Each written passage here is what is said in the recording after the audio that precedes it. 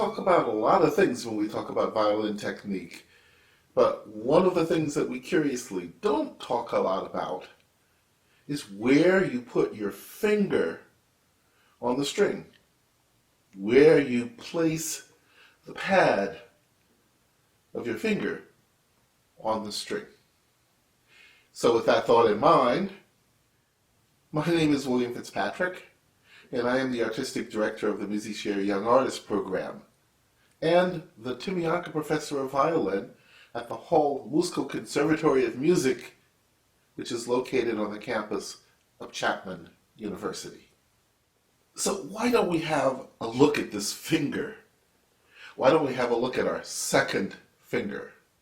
Now, to help us in discovering where to place the pad on the string, maybe we can use something one of my first teachers told me about, which was looking at the angle that the fingernail is pointing to help position the finger on the string. Here, let's have a look at this. What my teachers told me was that the fingernail should be pointing just over my shoulder to the left of my face. What this does is places the finger about right here on the string. So it's here and it's over my left shoulder. It's pointing that way. So why don't I try this to help make it more visible on my finger? I'm going to rub my finger so that you can now see where that indentation was when it was pointing over my left shoulder. Here, have a look.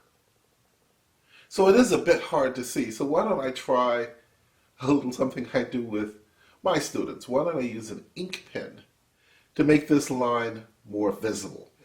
So what I'm going to do is to take the pen and I'm going to use it to make that line more visible.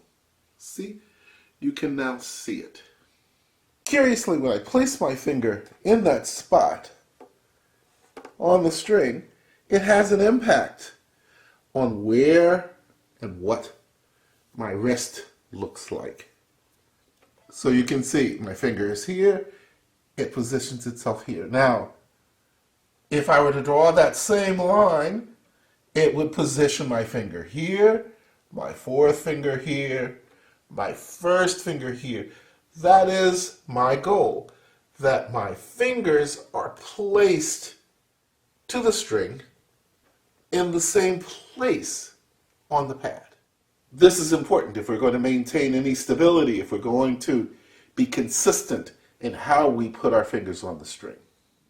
And oh yes, I remember having done all of this years ago, but I really took it to another level. As I would say that whenever I missed a spot, regardless to whether or not it was in tune or not, if I missed the spot, I would say that it was out of tune. That's how maniac I was about it. I must, however, admit that it did have an effect on my playing, as it became much more consistent. It was easier to judge my accuracy. Or at least it gave me one more thing to judge my accuracy with. Now, one of the things that we can use to help create this indentation in the finger is Yost. Yost is one finger scales. Could be the first finger, second. We go all the way up either in one octave or two. So we can do it one finger at a time. We can do fourth. We can do thirds. We can do fourths. We can do fourths with our second finger.